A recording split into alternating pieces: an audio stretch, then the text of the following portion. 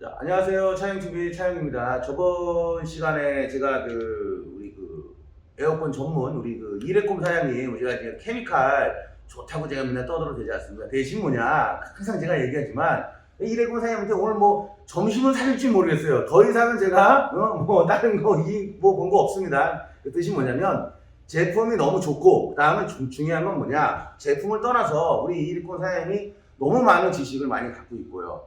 그리고 이제 우리 이탈리아 제품 이레콤 제품에 대한 부분들을 저보다는 아무래도 수입을 하시고 관심사가 더 많기 때문에 그런 부분에 대해서 조금 더 세밀하게 우리 시청자 여러분, 그 다음에 우리 시청자 여러분도 일반인도 있고 카센터 분들도 있지만 그런 부분에 대해서 조금 정리도 되고 그 다음에 쏙쏙 들어갈 수 있게끔 지금 여기 보시면 쭉 나열해가지고 뭐 1부에서 끝날지 뭐 얘가 10부가 될지 몰라요. 그래서 그런 부분을 지금 나눠보려고 할 거예요. 이 시간부터요. 저는 이제 차영이고 여기 이제 이레콤 사장님 인사 한번. 네, 안녕하세요. 저 차영TV 구독자 여러분, 저 이레콤을 수입하고 있는 그 주식회사 EV의 대표 이주상입니다. 반갑습니다. 자, 멀리 오셨어요. 우리 또 사장님도 네, 집이 어디셨지? 저는 2시간 오신 것 같은데 아까 보니까. 용인 기흥에서 왔고요. 기흥. 예전에 이제 신갈저수지, 지금은 이제 조정 경기장 있는 쪽에서 왔습니다. 야, 네. 그래도 참 멀리 오셨고요. 그래서 이제 뭐 납품은 이제 여러 가지 사업들 하시지만은 이제 이탈리아 제품 요 이레콤 제품은 이제 전국 납품을 이제 하시는 거예요. 하시는 거고. 우선은 이제 저희가 이제 여기서 이제 이런 부분을 이제 다룰 수 있는 부분이 이제 여러 가지 이제 포괄적인 부분은 네. 아무래도 아까도 말씀드렸지만은 얘기했지만은 이 소비자가 이 자동차에 대한 모르는 부분 그렇지 않습니까? 네. 그다음에 이제 이 카센터나 뭐 공업사든 카샵이든 다 똑같은 얘기예요. 우리가 종사하는 정비 업계에 종사하시는 분들에 대한 어느 정도에 대한 우리가 그 에어컨에 대한 탈바꿈, 지식에 대한 그 나눔을 나누려고 이 자리를 만든 거 아닙니까? 네. 우리 제품 홍보하려고 나온 거 아니잖아요. 안 갖고 왔습니다. 그렇죠. 네. 근데 대신 제가 좋아해서 너무 좋아요. 우리 교사님 저랑 우리 1시간, 2시간 동안 통화합니다. 너무 좋아. 나는 이런 게 너무 좋거든요. 네. 그렇죠. 그래서 그런 분을 되게 안쳐봤고요. 자, 한번 시작을 한번 해볼까요? 네. 이제 여기 써있는 게 뭐 자동차 에어컨 특징 및 가스 성분 한국의 사용 환경. 이 뜻은 네. 뭐냐면 이제 한국에서 이제 뭐 가스라든지 에어컨에 대한 뭐 예를 들어가지고 여러 가지 이제 가스들이 많고 특징들이 있는데 그거에 대해서 조금 더 저도 뭐 이제 가끔 얘기도 하고 또 꾸준히 다루는 거 있지만은 우리 이리콘 사장님 얘기 한번 들어보자고요. 또 네. 틀립니다. 예. 제가 이렇게 이레콤 서비스를 한국에 런칭한 지 약 4년 정도가 됐습니다. 만으로 이제 올해가 4년째가 됐고요. 그리고 이제 이레콤이라는 케미컬을 수입하게 됐던 경위 자체가 사실은 뭐 저도 어떤 자동차 동호회를 약 한 20년 가까이 이제 활동을 하고 있고 그 이제 모임에서 한 4, 5년 전서부터 에어컨 관련한 클레임들이 발생하기 시작하는데 이게 어떠한 방법으로도 해결이 안 되는 상황이었습니다. 뭐 예를 들면 뭐 제가 활동하는 동호회는 뭐 이렇게 수입 SUV나 국산 SUV나 이렇게 캠핑 즐기고 뭐 때로는 오프로드도 즐기고 뭐 그런 모임을 꽤 오랫동안 이렇게 참여해 오고 있는데 뭐 벤츠가 됐든 BMW가 됐든 이제 특정 모델들이 한 4, 5년 전서부터 불과 한 주행거리가 한 7에서 8만 뭐 4, 5년 차 된 신차 뭐 그렇게 오래되지 않은 차들인데도 불구하고 콘덴서가 터져나가는 증상들이 꽤 발생을 많이 했어요. 대표적인 차종 중에는 벤츠에서 뭐 100만 킬로 무버링으로 마케팅을 하면서 판매했던 그 디젤 3.0 엔진이 들어간 모델들이 있는데 엔진이 OM642라고 굉장히 유명한 엔진인데요. 그 엔진을 단 차들이 그 컴프레셔 고장이나 콘덴서가 막히는 문제 혹은 뭐 터져나가는 문제들이 있는데 이게 해소가 제대로 안 되더라는 거죠. 그래서 이게 우리 동호회 멤버들끼리 에어컨에 대해서 좀 이렇게 깊게 고민을 해보는 계기가 됐고 그러면서 이제 에어컨을 공부해 보니까 한국이 자동차 문화가 의외로 되게 많이 발달해 있는데 에어컨은 아직도 80년대 말 90년대 수준으로 많이 이렇게 서비스나 아니면 이제 제품이나 기술적인 면이 이제 뒤처져 있었던 거죠. 이게 처음에 너무 저도 이제 정비를 이제 어릴 때부터 저도 네. 했거든요. 근데 네. 너무 빠르게 이 대한민국은 너무 빠르게 성장을 한 겁니다. 제가 그렇죠. 그래서 오랜 경험과 내가 그 경험을 배우는 고참과 고참이 있어서 네. 해야 되는데 예전에는 뭐냐면 우리 오너들은 우리 정비인들이 아닌 사람들이 오너를 많이 있고 그쵸. 그 밑에 정비인들이 있어요. 그런 문화들 차이도 있고 그리고 너무 이제 이 정비인들이 이제 바뀌어야 될 게 뭐냐면은 우리가 이제 고집이 있고 해서 이런 정비에 대한 이런 부분을 강해야 되는데 돈적인 부분만 너무 강했다는 그쵸. 얘기죠. 네. 그리고 이런 케미칼들이 예전에 너무 또 안 들어왔고 그쵸. 교육해주는 사람도 없었고 그래서 그런 부분이 참 아쉬움이 있는 거죠. 지금 네, 그러니까 지금이라도 바뀌어야 돼요 이거. 그러니까 맞는 말씀인데요. 네. 이게 이런 말씀을 뭐 제가 저희 이제 이레콤 유튜브에서는 방송을 통해서 좀 했던 적이 있는데 제가 이렇게 많은 회원수나 또 차에 관심이 많은 분들이 이렇게 계시는 차영 TV를 통해서 이제 이렇게 대중적으로는 어떻게 보면 처음 드리는 말씀일 수도 있는데 아직도 99%의 정비 샵이 이 냉동 오일의 점성이 전혀 맞지 않는 점도에 굉장히 낙후된 퀄리티의 오일을 전체가 100이라고 하면 이제 99%의 샵들이 쓰고 있어요. 그래서 이 자동차 엔진 오일로 따지면 이 자동차 냉동 오일로 따지면 보통 점도 규격이 최근에는 이제 90년대 이후 차들 같은 경우에는 46 규격이라는 점성의 점도에 이 냉동 오일을 사용해야 되는데 시중에 99%의 샵들은 냉동 오일을 쓴다라고 하면 아직도 그 100 정도의 오일을 쓰고 있고 그리고 그 오일의 주 수입처 또한 대부분 중국이기 때문에 품질 퀄리티도 많이 떨어지죠. 이제 그러다 보니까 에어컨을 또 정량의 오일을 교환을 해줘야 되는데 우리가 자동차 엔진 오일을 예를 들면 4리터 들어가는 오일을 예를 들면 뭐 한 10,000km를 써야 된다라고 하면 그거를 한 4, 5만 킬로에 교환하면서 심지어 4리터를 넣어야 되는데 1.5리터나 2리터만은 안 넣잖아요. 그렇죠. 근데 자동차 에어컨은 그거보다도 몇 배는 더 열악한 그러니까 환경에서 여기서 얘기 나오는 네. 뭐냐면 아니 엔진은 게이지가 있잖아요. 그렇죠. 에어컨의 게이지가 이제 없죠. 없죠. 절대 이게 문제거든요. 여기서 이제 초점이 거기부터 이제 가져가야 되는 거 아닙니까? 그러니까 참 이게 우리 고객들 보면 그래요. 네. 냉동을 그런 것도 바꿔요? 가스 아니에요? 그렇죠. 가스는 평생 쓰는 겁니다. 사실 부탄 가스 변질돼야 안 돼요. 맨날 그러거든요. 이 냉동 오일 게이지가 없기 때문에 정확하게 빼내고 정확하게 그 양을 넣어야 효과는 있습니다라고 이제 그 얘기부터 하거든요. 네, 맞아요. 예. 지금 좋은 말씀을 해주셨는데 이레콤이라는 뭐 케미컬에 대한 얘기를 하기 전에 에어컨의 냉동 오일을 어떻게 교환해야 되는지 뭐 모든 자동차 정비소가 회수 장비를 갖고 있지만 그 회수 장비를 어떻게 활용해야 되는지에 대한 가이드라인 자체가 4년, 5년 전에는 거의 없다시피 했습니다. 사실은. 그래서 이레콤이라는 케미컬을 한국에 수입하게 되면서 기존에 한국에 유통되어 있는 장비를 어떻게 활용해서 어떻게 폐 오일을 빼내느냐까지도 다 설명을 드렸어야 했고요. 그러다 보니까 사실은 제가 이렇게 차영 TV를 나오게 됐지만 이 정상적인 우리가 이제 자동차 분야의 케미컬을 유통하거나 제품을 유통하는 유통사가 이렇게 샵을 방문하거나 영업을 하는 형태의 영업을 이레콤은 단 한 번도 사실은 해본 적이 없습니다. 왜냐하면 그 영업이 될 수가 없는 케미컬이라고 생각했기 때문에 영업을 하는 대신에 유튜브를 만들고 그래서 이제 장비를 사용하는 법이라든가 오일의 활용도라든가 오일의 어떤 특성이라든가 한국에서의 좀 문제점들 뭐 이런 것들을 설명을 하기 시작했던 거고요. 오늘 사실 이게 1번 내용이 자동차 에어컨의 특징 및 뭐 가스 성분 한국의 사용 환경 얘기를 하려다 보니까 이 얘기를 앞서서 먼저 꺼내게 됐는데요.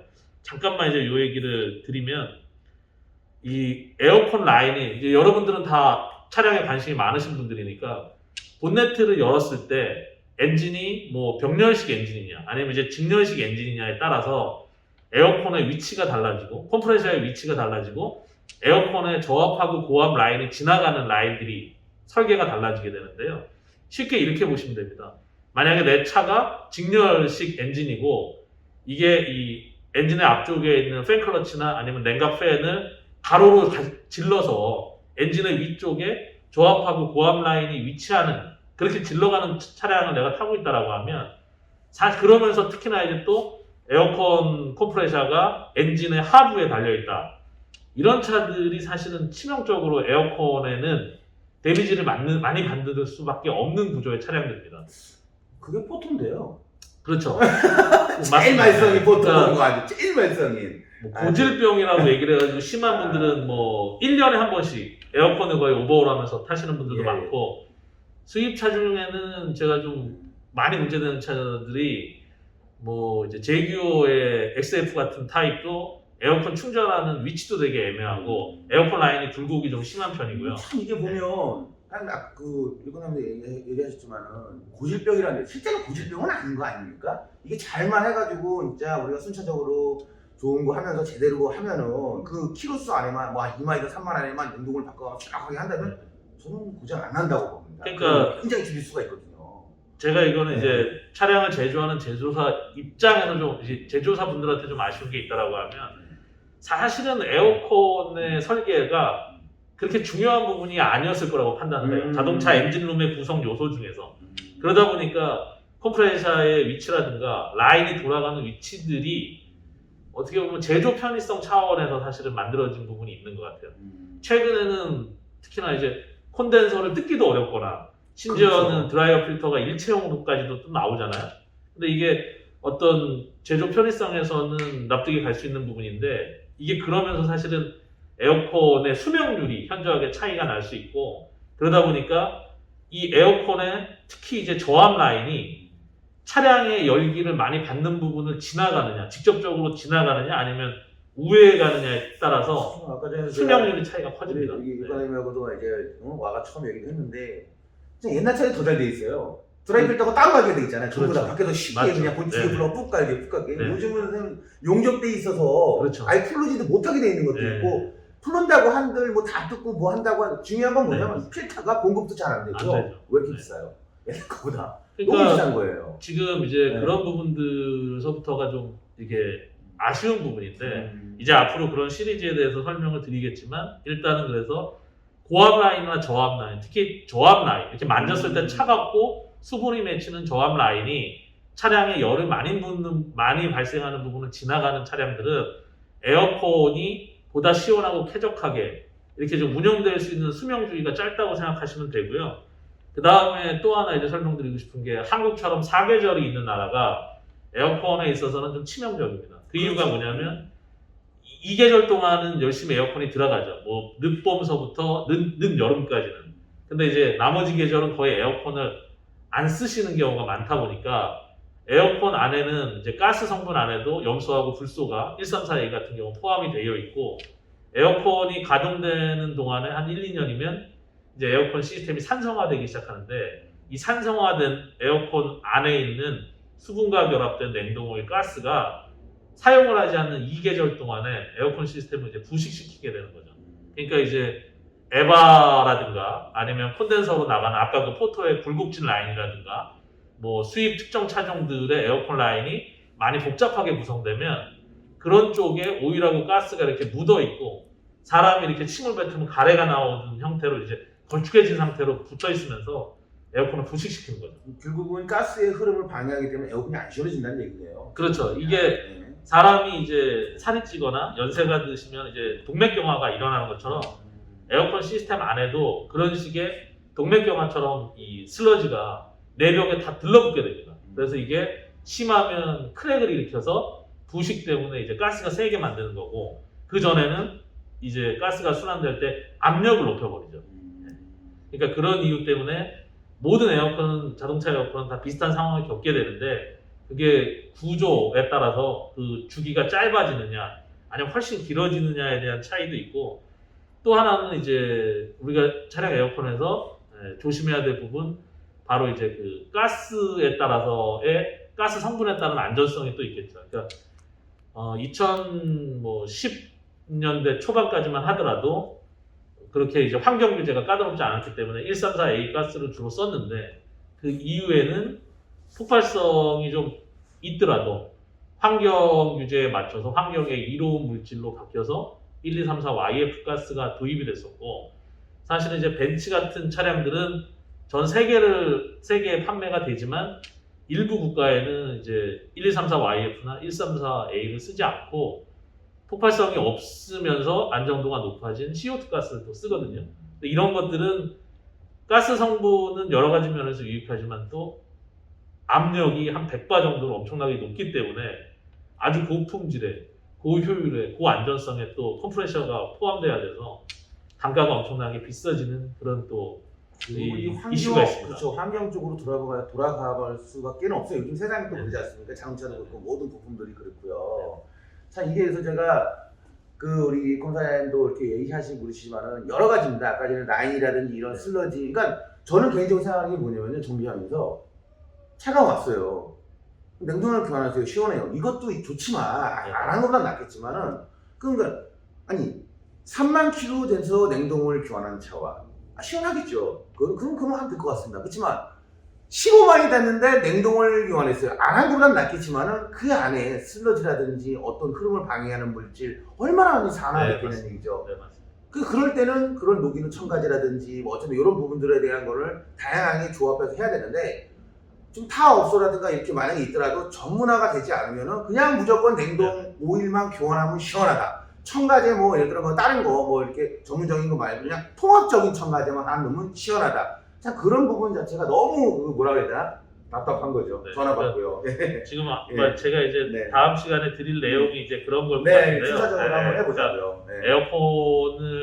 에어컨의 관점, 그러니까 기계적인 관점에서 하고 사람이 조작하는 관점에서 어떤 게 이로운 조작 방법일까에 대한 부분하고 일반 소비자분들이 이제 자동차 에어컨을 어떤 식으로 활용해야 되는지 뭐 그런 내용들을 얘기해 보면 좋을 것 같습니다. 다음 시간에 그렇게 한번 해보자고요. 네. 또 너무 네. 또 길면 또 지루하니까요. 네. 좀 쉬었다가 네. 그러니까 제가 싫은 게 우리 시청자분들이 좀 쉬었다가 네. 다음 날 한번 또 요거 네. 매일 제가 요거는 매일 올려드릴게요. 시리즈로.